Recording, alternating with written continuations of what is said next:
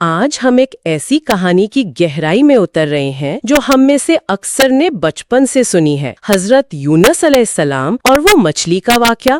جی بالکل۔ لیکن ہمارے سامنے جو ذرائع ہیں، قرآن کی آیات، ابن کثیر جیسی کلاسیکی تفاسیر اور دوسری روایات، وہ بتاتے ہیں کہ اس کہانی کا سب سے ڈرامائی حصہ صرف مچھلی نہیں ہے۔ صحیح کہا آپ نے۔ اصل ڈرامہ تو ایک پورے شہر کی کہانی ہے جس نے اللہ کے نازل ہوتے ہوئے عذاب کو پلٹ دیا۔ انہوں نے ایسا کیسے کیا؟ اور اس سب کے مرکز میں وہ نبی، ان کا ذاتی سفر کیسا تھا؟ یہ ایک بہترین نکتہ ہے کیونکہ یہ کہانی دراصل دو متوازی ٹریکس پر چل رہی ہے۔ دو ٹریکس؟ جی، ایک طرف ایک شہر ہے جو تباہی کے دہانے سے واپس آتا ہے، اور دوسری طرف ایک نبی ہیں جنہیں ایک ایسی آزمائش میں ڈالا جاتا ہے جس کی مثال نہیں ملتی، اور یہ دونوں کہانیاں ایک دوسرے سے بہت گہرائی سے جڑی ہوئی ہیں۔ اچھا، حضرت یونس علیہ السلام جن کا نام قرآن میں 6 جگہ آیا ہے، انہیں نینوا کی بستی کی طرف بھیجا گیا تھا۔ نینوا یہ آج کے عراق میں ہے نا؟ ہے نا؟ جی بالکل، موصل کے قریب۔ یہ اس وقت کی ایک سپر پاور تھی، ایک بہت بڑا تجارتی اور ثقافتی مرکز، لیکن ساتھ ہی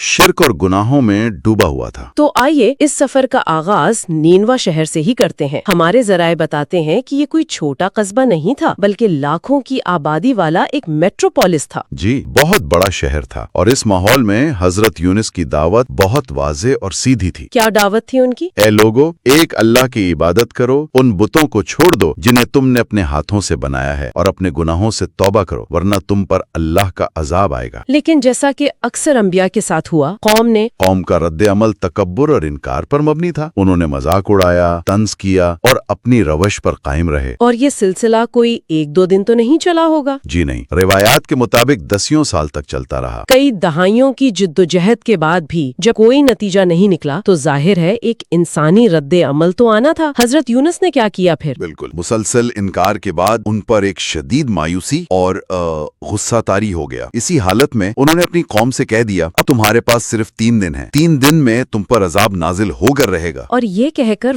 یہ اعلان کرنے کے بعد وہ اللہ کے واضح حکم کا انتظار کیے بغیر غصے میں شہر چھوڑ کر چلے گئے۔ یہاں ایک باب اہم سوال پیدا ہوتا ہے، ایک نبی کا اللہ کے حکم کے بغیر اپنی قوم کو چھوڑ کر چلے جانا، کیا یہ نافرمانی نہیں تھی؟ یہ ایک انتہائی اہم نکتہ ہے۔ اسلامی عقیدے کے مطابق انبیاء گناہوں سے معصوم ہوتے ہیں۔ جی، معصوم عن الخطا۔ بالکل، حضرت یونس سے جو ہوا اسے علماء اجتہادی غلطی کہتے ہیں۔ اجتہادی غلطی جی، یعنی an error in judgment۔ جی، یہ گناہ نہیں تھا۔ انہوں نے اپنے انسانی سمجھ اور تجربے کی بنیاد پر یہ نتیجہ اخذ کیا کہ ان کا مشن مکمل ہو چکا، قوم اب ایمان نہیں لائے گی اور عذاب یقینی ہے، اس لیے انہوں نے وہاں سے نکل جانا بہتر سمجھا۔ تو غلطی کیا تھی؟ ان کی عظیم آزمائش کا آپ سمجھے کہ پیش خیمہ بنی۔ تو ایک طرف حضرت یونس یہ سوچ کر شہر سے نکل گئے کہ قوم پر عذاب آنے والا ہے، لیکن دوسری طرف نینوا میں کیا ہو رہا تھا؟ جیسے ہی حضرت یونس شہر سے گئے، لوگوں کے دلوں میں ایک عجیب سا خوف بیٹھنا شروع ہو گیا۔ اچھا، وہ ایک دوسرے سے کہنے لگے، یونس ایک سچی انسان ہے، انہوں نے کبھی جھوٹ نہیں بولا، اگر وہ رات یہاں نہیں رکے تو اس کا مطلب ہے کہ عذاب کی بات سچی ہے۔ اور پھر اگلی صبح؟ جب اگلی صبح ہوئی تو عذاب کے آثار ظاہر ہونے لگے، آسمان کا رنگ بدل گیا، ہر طرف ایک کالا دھواں چھانے لگا۔ یہ دیکھ کر ان پر دہشت طاری ہو گئی۔ یہ بات بہت دلچسپ ہے، قرآن میں فرعون اور دوسری قوموں کی مثالیں بھی ہیں جنہوں نے عذاب کے آثار دیکھے لیکن ان کا ایمان تو قبول نہیں ہوا۔ جی، تو قوم یونس کی توبہ میں ایسی کیا خاص بات تھی کہ نہ صرف وہ قبول ہوئی بلکہ عذاب بھی ٹل گیا؟ یہی اس واقعے کا سب سے منفرد پہلو ہے۔ فرق کب اور کیسے کا ہے۔ فرعون نے اس وقت ایمان لانے کی بات کی جب وہ غرق ہو رہا تھا، یعنی جب عذاب اس پر مسلط ہو چکا تھا۔ وہ پوائنٹ آف نو ریٹرن تھا۔ بالکل، نینوا کے لوگوں نے عذاب کے آثار دیکھے لیکن عذاب ابھی ان پر نازل نہیں ہوا تھا۔ انہوں نے اس مہلت سے فائدہ اٹھایا اور ان کی توبہ کا طریقہ وہ بے مثال تھا۔ کیسا تھا وہ منظر؟ تفاسیر اس اجتماعی توبہ کو کیسے بیان کرتی ہیں؟ تفاسیر ایک بہت ہی دل ہلا دینے والا منظر پیش کرتی ہیں۔ پورا شہر، مرد، عورتیں، بچے، حتیٰ کہ جانور بھی؟ جی، جانور بھی، سب شہر سے باہر ایک کھلے میدان میں جمع ہو گئے۔ سب نے اپنے بہترین لباس اتار کر عاجزی کی علامت 8 کے کپڑے پہن لیے۔ سبحان اللہ۔ پھر انہوں نے ایک انتہائی غیر معمولی کام کیا، ماؤں کو ان کے شیرخوار بچوں سے الگ کر دیا اور جانوروں کو بھی ان کے بچوں سے جدا کر دیا۔ ایسا کیوں کیا انہوں نے؟ مقصد یہ تھا کہ جدائی کی وجہ سے جو بے چینی اور آہو بکا پیدا ہو وہ اللہ کے سامنے ان کی بے بسی اور ٹوٹے ہوئے دل کا اظہار ہو۔ تو میدان میں ہر طرف لاکھوں انسانوں اور جانوروں کی چیخیں، آہیں اور رونے کی آوازیں ایک ساتھ بلند ہوئیں اور انہوں نے خلوص دل سے اللہ سے معافی مانگی۔ یہ ایسی سچی اور اجتماعی انتہائی توبہ تھی کہ اس نے اللہ کی رحمت کو جوش دلا دیا اور نازل ہوتا ہوا عذاب اٹھا لیا گیا۔ ایک پورے شہر کی تقدیر بدل گئی، لیکن حضرت یونس وہ تو ان سب سے بے خبر تھے۔ جی، وہ شہر سے دور کسی جگہ عذاب کے منتظر تھے۔ جب 3 دن گزر گئے اور کچھ نہ ہوا تو وہ شدید پریشانی میں مبتلا ہو گئے۔ ان کے ذہن میں کیا چل رہا تھا؟ ان کے ذہن میں یہ خوف آیا کہ اگر میں اب واپس شہر گیا تو لوگ مجھے جھوٹا کہیں گے، اور اس زمانے کے قانون کے مطابق جھوٹے نبی کی سزا موت ہی۔ تو وہ ایک شدید ذہنی کشمکش میں تھے۔ جی، بہت زیادہ۔ اسی حال میں چلتے چلتے وہ سمندر کے کنارے پہنچ گئے، جہاں ایک کشتی مسافروں سے بھر کر روانہ ہونے والی تھی۔ وہ بھی اس میں سوار ہو گئے۔ یعنی وہ ایک مشکل سے بچنے کے لیے نکلے تھے، لیکن سیدھے ایک اور بڑی آزمائش کی طرف جا رہے تھے۔ کشتی میں کیا ہوا؟ کشتی جب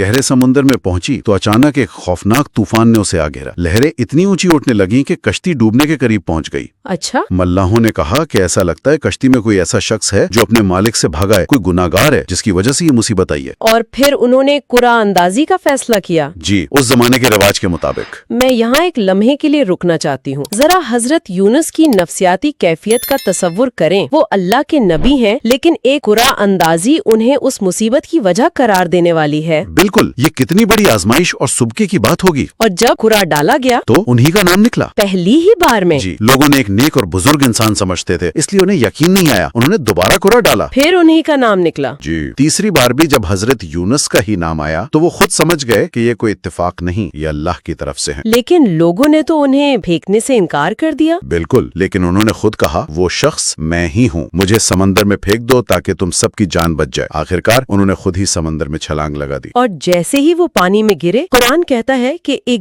بہت بڑی مچھلی نے انہیں نگل لیا۔ جی، یہ موت کا لمحہ نہیں تھا، یہ آزمائش کے ایک نئے مرحلے کا آغاز تھا۔ اور قرآن میں آتا ہے کہ اللہ نے مچھلی کو وحی کی۔ جی، حکم دیا کہ یہ تیری خوراک نہیں ہے، اس کا گوشت نوچنا نہیں، اس کی ہڈی توڑنی نہیں، اس کا پیٹ تیرے لیے کچھ وقت کے لیے ایک قید خانہ ہے۔ تو اب حضرت یونس 3 اندھیروں میں قید تھے۔ بالکل، ایک مچھلی کے پیٹ کا اندھیرا، دوسرا گہرے سمندر کا اندھیرا، اور تیسرا رات کا اندھیرا۔ ان اندھیروں میں جب ہر طرف سے امید ختم ہو چکی تھی، تب وہ دعا نکلی جو آج بھی کروڑوں لوگوں کے لیے امید کی کرن ہے۔ لا الہ الا انت سبحانک انی کنت من الظالمین۔ یہ دعا اتنی سادہ ہے، لیکن اس میں ایسی کیا طاقت تھی کہ اس نے آسمانوں کو ہلا دیا؟ اس دعا کی طاقت اس کی ساخت میں پوشیدہ ہے۔ یہ 3 حصوں پر مشتمل ہے اور یہ توبہ اور دعا کا بہترین نمونہ ہے۔ پہلا حصہ ہے لا الہ الا انت، یعنی تیرے سوا کوئی معبود نہیں۔ یہ توحید کا اقرار ہے، تمام طاقت کا سر چشمہ صرف تو ہے، مشکل سے نکالنے والا صرف تو ہے۔ یہ اپنی امید کو ہر مخلوق سے کاٹ کر صرف خالق سے جوڑنا ہے۔ اور دوسرا حصہ سبحانکا، تو پاک ہے، یہ اللہ کی تسبیح ہے، یعنی اے اللہ تو ہر نقص ہر عیب سے پاک ہے، میرے ساتھ جو بھی ہو رہا ہے اس میں کوئی ظلم نہیں، تیرا ہر کام حکمت پر مبنی ہے۔ اور تیسرا سب سے اہم حصہ انی کنت من الظالمین، بے شک میں ہی ظالموں میں سے تھا۔ یہ اپنی غلطی کا اعتراف ہے۔ انہوں نے یہ نہیں کہا کہ مجھ سے غلطی ہوئی، بلکہ کہا میں ہی غلطی کرنے والوں میں سے تھا۔ جی بالکل، یہ انتہائی عاجزی اور اپنی کوتاہی کا مکمل اعتراف ہے۔ یہ تینوں چیزیں، توحید کا اقرار، اللہ کی پاکی کا بیان اور اپنی غلطی کا اعتراف، جب ایک ساتھ جمع ہوتی ہیں تو اللہ کی رحمت کو متوجہ کر لیتی ہیں۔ روایات میں آتا ہے کہ جب فرشتوں نے یہ دعا سنی تو وہ بھی حیران رہ گئے۔ جی، روایات کے مطابق فرشتوں نے اللہ سے عرض کیا، یا اللہ یہ آواز جانی پہچانی لگتی ہے لیکن جگہ انجان ہے۔ اللہ نے فرمایا، یہ میرے بندے یونس کی آواز ہے۔ ان کلمات نے اللہ کی رحمت کو اس قدر متوجہ کیا کہ اللہ نے فوراً مچھلی کو حکم دیا کہ وہ انہیں ایک چٹیل میدان یعنی ساحل پر اگل دے۔ تو انہیں نجات مل گئی، لیکن جب وہ ساحل پر پہنچے تو ان کی حالت کیسی تھی؟ وہ انتہائی کمزور اور بیمار تھے۔ مچھلی کے پیٹ کے اندرونی ماحول کی وجہ سے ان کی جلد بہت حساس ہو چکی تھی اور جسم پر لباس بھی نہیں تھا۔ لیکن یہاں بھی اللہ کی رحمت شامل حال رہی۔ جی بالکل، قرآن ذکر کرتا ہے کہ اللہ نے ان پر یقطین کا ایک درخت اگایا، جسے اکثر مفسرین کدو یا لوکی کی بیل کہتے ہیں۔ اچھا، اس کے بڑے بڑے پتوں نے انہیں دھوپ سے سایہ فراہم کیا، اس کے پھل نے انہیں خوراک دی، اور روایات میں ہے کہ اس کی خوشبو کی وجہ سے کیڑے مکوڑے بھی قریب نہیں آتے تھے۔ جب وہ مکمل طور پر صحت یاب ہو گئے تو پھر کیا ہوا؟ کیا وہ اپنی قوم کے پاس واپس گئے؟ جی، جب وہ صحت یاب ہوئے تو اللہ نے انہیں حکم دیا کہ وہ اپنی قوم کی طرف واپس جائیں۔ اور جب وہ نینوا پہنچے ہوں گے تو دیکھ کر حیران رہ گئے، جس قوم کو وہ کافر اور تباہی کا مستحق سمجھ کر چھوڑ آئے تھے، وہ اب 1,00,000 سے زیادہ کی تعداد میں اللہ پر ایمان لا چکی تھی اور اپنے نبی کی واپسی کا انتظار کر رہی تھی۔ یہ تو ان کے لیے ایک بہت بڑا اور خوشگوار سرپرائز ہوگا۔ جی بالکل۔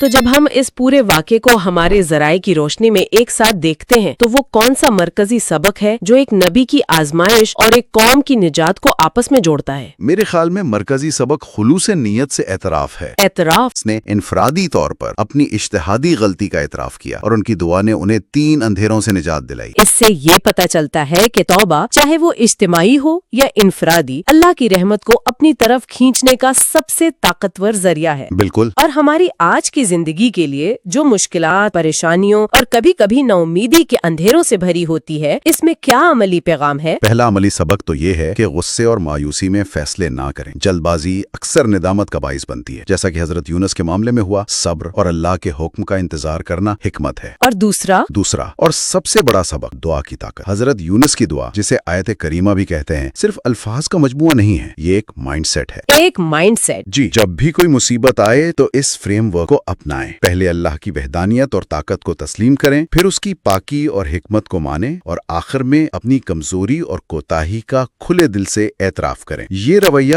ہر مشکل کا حل ہے۔ یہ واقعی ایک بہت طاقتور سوچ ہے۔ یہ واقعہ ہمیں بتاتا ہے کہ کوئی بھی اندھیرا اتنا گہرا نہیں ہوتا کہ اللہ کی رحمت کی روشنی وہاں تک نہ پہنچ سکے۔ بالکل۔ اور میں آج کی گفتگو کا اختتام اس سوچ پر کرنا چاہوں گا جو سننے والوں کے لیے ہے۔ یہ واقعہ ہمیں سکھاتا ہے کہ اجتماعی توبہ ایک شہر کو بچا سکتی ہے اور انفرادی توبہ ایک انسان کو گہرے ترین اندھیروں سے نکال سکتی ہے۔ جی، یہ ہمیں سوچنے پر مجبور کرتا ہے کہ آج ہماری اپنی زندگیوں میں وہ کون سے ذاتی یا اجتماعی اندھیرے ہیں جنہیں ہم نظر انداز کر رہے ہیں، اور مدد کے لیے ایک سچی خلوص دل سے نکلی ہوئی پکار کیسی ہوگی۔ اللہ ہمیں ان واقعات سے سبق سیکھنے اور اپنی زندگیوں کو بہتر بنانے کی توفیق عطا فرمائے۔ آمین۔